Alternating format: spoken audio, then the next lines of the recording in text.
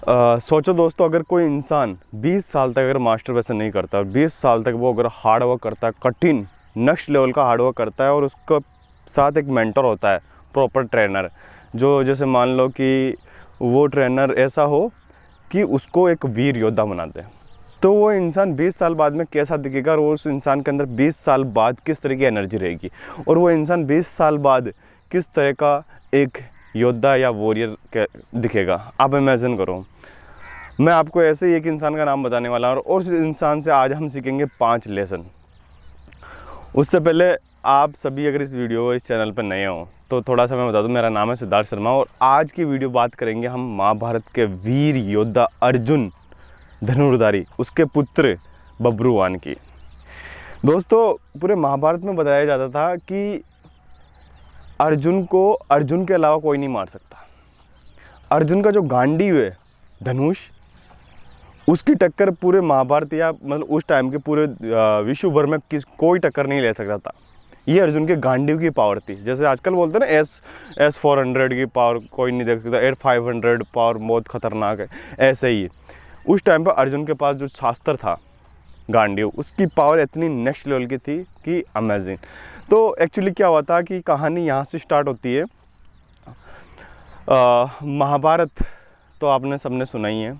महाभारत जब चला स्टार्ट हुआ, महाभारत का युद्ध कुरुक्षेत्र के मैदान के अंदर, जब महाभारत का युद्ध हुआ और सब कुछ मतलब इतने लाखों लोग मरे, और महाभारत के युद्ध के बाद जैसे ही पांडव और कौरव के बीच में जो युद्ध हुआ, फाइनली पांडवों ने जीत की, और जब जीत हो गई पांडवों की, तो फिर पांडवों ने एक प्लान बनाया कि अब हम पूरे देश भर में शांति का प्रस्ताव रखेंगे हर एक राजा के सामने, और हर एक राजा को बोलेंगे कि आप हमसे संधि कर लो, और हम भारत का, पूरे भारत विश्व को एक भारत विश्व बनाएंगे, और एक भावी देश बनाएंगे।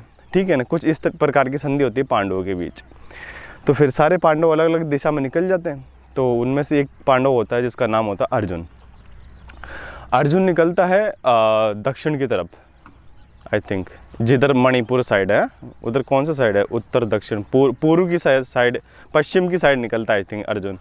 तो उस तरफ जब अर्जुन जाता है तो वो मतलब राज्य बाई राज्य जाता रहता, और उसे लगभग वो काफ़ी सारे राजाओं से मिलता है, संधि करता है, उनका प्रस्ताव भी रखता है। तो वहीं पे ना एक राज्य पड़ता है मणिपुर। मणिपुर राज्य के अंदर एक राजा होता है, और उस राजा की बेटी होती है जिसका नाम होता है चित्रा। अब चित्रा इतनी सुंदर होती है कि वो एक लड़के का रूप में होती है। वो मतलब उसका पिताजी चाहते थे कि वो हमेशा एक योद्धा बने, और लोग उसको लड़का समझे, ना कि लड़की। पर होने को कोई नहीं डाल सकता, जो प्रकृति ने दे दिया उसको कोई नहीं बदल सकता। तो वो चित्रा हमेशा लड़के जैसे ही चलती थी, लड़के जैसे ही कपड़े पहनती थी, लड़के जैसे ही मतलब वो युद्ध करती थी। ठीक है, वो काफ़ी सारे युद्ध जीतती थी। पर एक बार क्या होता है, जब अर्जुन जाता है शांति प्रस्ताव के लिए, तो अर्जुन के साथ उसका भेंट हो जाता है। कामाख्या देवी का एक मंदिर होता है, वहाँ पर वो और अर्जुन के दोनों की टक्कर हो जाती है कि पहले में शर्त होती है, पहले कौन कामाख्या माँ को प्रणाम करने जाएगा। तो फिर वो बोलती है चित्रा कि ठीक है, आओ मेरे साथ युद्ध करो, मुझे हरा दो। अर्जुन को बोलती है, अर्जुन को ललकारती है। अर्जुन बोलता है यार ये बच्चा कौन है, वो छोटी रहती है। तो अर्जुन बोलता है ये बच्चा कौन है, देखो मुझे आपके साथ युद्ध नहीं करना, आप कर लो। बट वो उसको पता नहीं होता कि ये महान धनुर्धारी पांडव पुत्र अर्जुन है, उनको पता नहीं होता। तो वो बोलती ठीक है अर्जुन आ जाओ।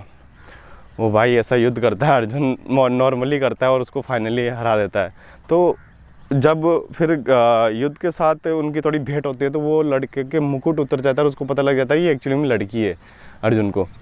तो फिर उस लड़की को वहीं अर्जुन से प्यार हो जाता है। फिर उसको पता ही नहीं होता, क्योंकि उसने ना, उसको एक्चुअली में पता ही नहीं होता रिलेशनशिप के बारे में, कैसे लड़कों को किस तरह लड़कों से संबंध बनाया जाता है, किस तरह प्यार किया जाता है, किस तरह, ये सारी चीज़ें उसको चित्रा को पता नहीं होती है। तो फिर वो कामदेव को याद करती है, और कामदेव से मतलब सीखती है सारी चीज़ें कि किस तरह से प्यार होता है, किस तरह से ये सारी चीज़ें होती है। तो कामदेव आकर उसको सिखाते हैं। फिर उसके बाद में अर्जुन और चित्रा दोनों मिलकर एक पुत्र को जन्म देते हैं, जिसका नाम होता है बब्रुवान। अब एक किस्सा होता है, अर्जुन की दूसरी बीवी होती है उल्लूपी नाम होता है उसका, नागराज की बेटी होती है वो। तो उल्लूपी को उल्लूपी चाहती है कि वो अर्जुन चित्रा के साथ ना रहे, ओनली मेरे साथ रहे। तो उल्लूपी अर्जुन को भड़का देती है। अर्जुन को ऐसा लगता है कि जो चित्रा है वो किसी और के साथ भी मतलब इसका संबंध है, ठीक है। तो वहाँ पर वो अर्जुन जाता है और उसको ना बोलता है कि और बताओ, तुम्हारा सच सच बताओ कि तुम और कितने सारे लोग हैं जिनके साथ आप अपना एक ऐसे रिलेशनशिप रखते हो, ठीक है। मतलब वो चित्रा को अर्जुन बोलता है। चित्रा इतनी मतलब ईमानदार स्त्री थी, इतनी पवित्र स्त्री थी, अर्जुन को एक्चुअली में पता था ही नहीं। पर कभी बोलते हैं ना, एक छोटा सा संदेह किसी इंसान के जीवन में या किसी इंसान की ज़िंदगी बर्बाद कर देते हैं। ऐसे ही चित्रा और अर्जुन के बीच आ जाता है। अर्जुन फाइनली चित्रा को बोलता है कि ठीक है, आज के बाद मैं तेरी शक्ल भी नहीं देखूंगा। तो अर्जुन उसी तरह से अंडरस्टैंड बोल के चित्रा को चला जाता है। और चित्रा बोलता है ठीक है, जो मेरी कोख में बच्चा पल रहा है वो आने वाले टाइम के अंदर आपको परिणाम देगा और सबूत देगा कि एक्चुअली ये पुत्र किसका है। क्योंकि अर्जुन के अलावा कोई प्रयास नहीं कर सकता। चित्रा कसम खाती है उसी दिन कि जो आएगा इस दुनिया में, जो आ रहा है ये नवयुवक, इसको उस प्रकार की शिक्षा दूंगी मैं, इसको अंगारों पे चलाऊंगी, इसको मैं माँ की गोद में नहीं खिलाऊंगी, इसको मैं महलों में नहीं रखूंगी, इसको मैं ना शूरवीर बनाऊंगी, वीर योद्धा बनाऊंगी। और एक्चुअली में ऐसा ही होता है। सोचो दोस्तों, जिसकी माँ ने कसम खा लिया हो बच्चा पैदा होने से पहले कि जो आने वाला कोख में पुत्र है उसको वो एक ऐसा शूरवीर बनाएगी जो अर्जुन को आने वाले टाइम में परास्त कर सके। तो भाई सच बताऊँ ना, इस तरह से वो ट्रेनिंग देती है अपने पुत्र बब्रुवान की, इस तरह से ट्रेनिंग देती है। वो बचपन से मतलब अंगारों पे चलना सिखाती है उसको। जैसे बोला जाता है ना कि 5-6 साल का बच्चा होता है, इधर हमारे लॉलीपॉप खा रहा होता है या फिर फ्री फायर खेल रहा होता है या फिर रील्स स्क्रॉल कर रहा है, उस टाइम के अंदर वो मतलब अपने बच्चों को एक योद्धा बनाने की तैयारी कर रही होती है। उसके जो माँ बाप होते हैं वो उसको बोल बोल के थक जाते हैं। इतनी कोई इस कम उम्र के अंदर, 5 साल की उम्र के अंदर इतना कौन मतलब ट्रेनिंग करता है, इतना कौन अपने बच्चों को इतना मतलब अत्याचार करता है। वो बोलती है कि अर्जुन को परास्त करना, कोई छोटा मोटा योद्धा नहीं बनना इसको। तो दोस्तों दिन बीतते जाते हैं और वो ट्रेनिंग हार्ड पे हार्ड और बब्रुवान फाइनली 20 साल के बाद एक ऐसा योद्धा बन जाता है कि जैसे मानो एक महान सम्राट, महान जिसके अंदर होता है ना कि ना कोई तीर में हरा सकता है उसको, ना गदाधार में हरा सकता है, ना तलवारबाजी में हरा सकता है। तो इस तरह का योद्धा बन जाता है बब्रुवान, अर्जुन का पुत्र। एक टाइम की बात होती है जब अब उसकी माँ का एक ही गुरु दक्षिणा होती है। तो बब्रुवान की जो गुरु थी वो उसकी माँ थी। तो उसकी माँ ने बोला ठीक है, मुझे गुरु दक्षिणा में अर्जुन की परास्त चाहिए। आपने जिस दिन मतलब बब्रुवान को बोला, आपने जिस दिन अर्जुन को हरा दिया उस दिन मेरी गुरु दक्षिणा मुझे मिल जाएगी। बब्रुवान सोचता बस इतना, ठीक है माँ, आपका आज्ञा का पालन होगा और मैं अर्जुन को हराऊंगा। और अर्जुन कौन है, उसकी माँ कभी नहीं बताती कि तेरा बाप है, कभी नहीं बोलती है। एक टाइम आता है जब फाइनली अर्जुन और बब्रुवान का आमने सामने टक्कर होता है। तो अर्जुन बब्रुवान को बिल्कुल इतना तेजस्वी, इतना सुंदर और इतना अट्रैक्टिव लड़का समझ के बोलता है, बच्चे चल जा, तू बेटे जैसा दिखता है मेरा। पर अर्जुन को क्या पता था कि एक मेरा ही बाप है, मतलब मेरा ही पुत्र और इतना बड़ा शूरवीर है, ये अंगारों पे चला, ये मोतियों और पालनों में नहीं पला है। तो अर्जुन चला जाता है और वो वहाँ पर अश्व कैद कर लेता है। एक अश्व होता है तो वो बब्रुवान कैद कर लेता है पांडवों का। तो फिर सबसे पहले पांडवों की सेना जाती है, परास्त कर देता है, वो उनको हरा देता है। उसके बाद में भीम जाता है, भीम को परास्त कर देता है। उसके बाद में कर्ण, जो अर्जुन का भाई होता है, कर्ण का बेटा जाता है, उसको भी परास्त कर देता है। फिर अर्जुन सोचता है कि भाई ये है कौन, साला सबको हरा दे रहा, भीम जिसके अंदर इतने हाथियों का बल है, उस भीम को हरा दिया। फिर अर्जुन जाता है फाइनली, भाई घमासान युद्ध होता है अर्जुन और बब्रुवान का। तलवार युद्ध होता है, गदा युद्ध होता है, तीर युद्ध होता है, मतलब दोनों लहूलुहान हो जाता है। अर्जुन सोचता है भाई ये कौन है, ज़िंदगी में पहला ऐसा योद्धा, मैंने पूरे महाभारत के अंदर 40 से 50 लाख योद्धाओं को मारा। अर्जुन 40 से 50 लाख योद्धाओं को, भीष्म पितामह जैसे महारथी को उन्होंने शरेश्व यहाँ पर लौटा दिया। कर्ण जैसे वीर योद्धा को अर्जुन ने परास्त कर दिया। और उनके सामने बब्रुवान भारी पड़ गया। भाई हार मानना दूर की बात है भाई, वो मतलब क्या बोलते हैं ना कि बब्रुवान के अंदर एक होता है ना कि एक एनर्जी, एक कला, एक योद्धा की असली पहचान, वो थी बब्रुवान के अंदर। भाई फाइनली अर्जुन और दोनों के बीच में युद्ध होता है और फिर बब्रुवान को एक माता का वरदान मिला होता है, एक तीर। उस तीर चलाता है और अर्जुन की फाइनली गर्दन उड़ा देता है। फाइनली अर्जुन की मृत्यु हो जाती है।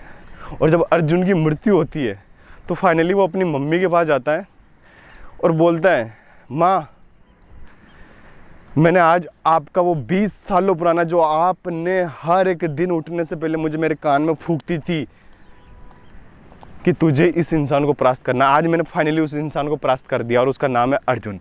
वो अपनी माँ को अपनी महल से उठाता है और अपने रथ में बिठाता है और धीरे धीरे जाता है वहाँ जंगलों की तरफ और फिर दिखाता है, देखो माँ मैंने परास्त कर दिया। उसकी माँ देखती है अर्जुन इधर पड़ा होता है, उसकी गर्दन साइड में पड़ी होती है। उसकी माँ देखते ही इतनी बुरी चिल्लाती है क्योंकि उसको बताया ही नहीं था कि ये तेरा बाप है, कभी नहीं बताया था कि ये तुम्हारे पिताजी है, कभी नहीं बताया था। फिर वो रोने लग जाती है। वो बब्रुवान सोचता है रो क्यों रही हो माँ, तो वो उसको ऐसे बोलती है, मैंने तुझे परास्त करने के लिए बोला था, मारने के लिए नहीं बोला था, तूने तो बिल्कुल मार दी, इनके प्राण ही ले लिए। अब वो बब्रुवान बोलता, माँ ठीक है मैंने आपका काम किया, अब आप मेरी गुरु दक्षिणा के स्वीकार करो और आप मुझे ये बताओ कि अब मेरे पिता कौन है। तो वो बोलती है अगर पिता को जानना चाहते हो तो जिसका सर काटा तूने उनके पैर छू लो, यही तुम्हारे पिता है।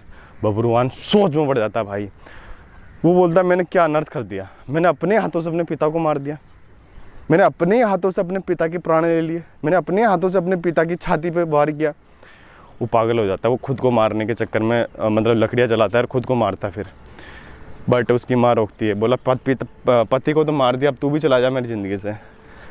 बट कि एक बाद में अर्जुन को भी कुछ भगवान श्री कृष्ण आते फिर से ज़िंदा कर देते हैं। बट यहाँ तक हम स्टोरी को लंबी नहीं ले जाएंगे, बस इतना ही हम इसको कवर करेंगे कि हमने इस स्टोरी से मेन जो मोटिव था वो हमें क्या सीखने को मिलता है। हमें ये सीखने को मिलता है कि यार कि इंसान को हर प्रकार का ज्ञान होना चाहिए। अगर इंसान को आप जैसे मान लो वहाँ पर चित्रा ने अपने पुत्र को कभी भी है ना अपने पिता के बारे में बस इतना बताया कि अर्जुन को परास्त करना, कभी ये नहीं बोला कि अर्जुन तुम्हारे ही पिता है। तो बब्रुवान ने फाइनली सिर काटते वक्त एक मिनट भी नहीं सोचा कि ये मेरा पिता है, उन्होंने बस यही सोचा कि ये मेरा शत्रु है। माँ ने हमेशा यही बताया कि एक शत्रु है, उसको हराना, बस उसके लिए मैं तुझे ट्रेनिंग दे रही हूँ। मतलब कभी कभी हम ज़िंदगी में ऐसी गलती कर देते हैं जिसका भुगताना बहुत बाद में बहुत ख़तरनाक तरीके से हमें चुकाना पड़ता है। तो वही भुगतान जो चुकाना पड़ा चित्रा को, वो लास्ट के अंदर चुकाना पड़ा जब उसने अपने उसके बेटे ने पति की हत्या कर दी। और वहाँ से ये चीज़ भी मिलता है जब इंसान एक वॉरियर मतलब एक इंसान के अंदर जो एक नॉर्मल जो बच्चा पैदा होता है, उस बच्चे को अगर शुरू से ही इतना हार्ड इतना खतरनाक परिश्रम कराया जाए, उसको शुरू से ही इतना खतरनाक लेवल की ट्रेनिंग दी जाए, तो वो योद्धा वो किसी भी देश को परास्त करने के लिए, वो किसी भी इंसान को परास्त करने के लिए इतना ताकतवर वीर शूरवीर बन सकता है। पर एक्चुअली ऐसा होता नहीं हमारे यहाँ पर। तो अब ये टाइम में ऐसा कुछ नहीं है। बट अगर जो कर ले वो इंसान सच में यार वो काबिल तारीफ और देखने वाला इंसान बन जाएगा। दोस्तों तो आज की ये जो पूरी वीडियो थी, मोरल ऑफ द स्टोरी यही है कि अगर वॉरियर बनना है तो शुरू से ही नींव मजबूत होनी चाहिए।